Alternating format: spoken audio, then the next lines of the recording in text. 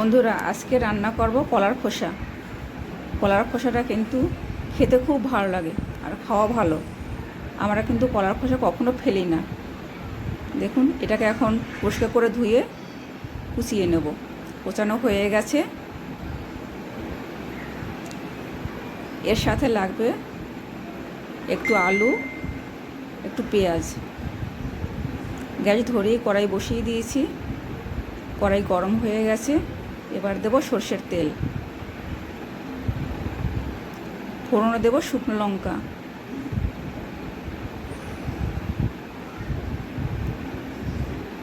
পেঁয়াজটা দিয়ে দেবো।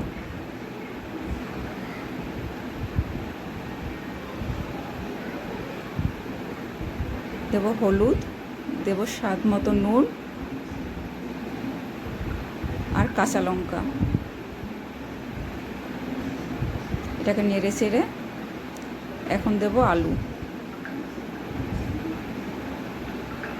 আলুটা নেড়ে চেড়ে এবার দেব কলার খোসাগুলো।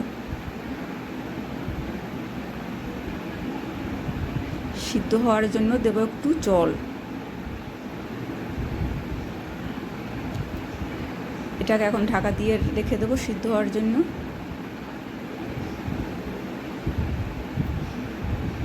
সিদ্ধ হয়ে গেছে।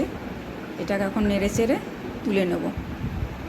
এই যে দেখুন, আজকে রান্না হয়েছে চাল কুমড়োর তরকারি, পাবদা মাছের ঝাল আর কলার খোসা।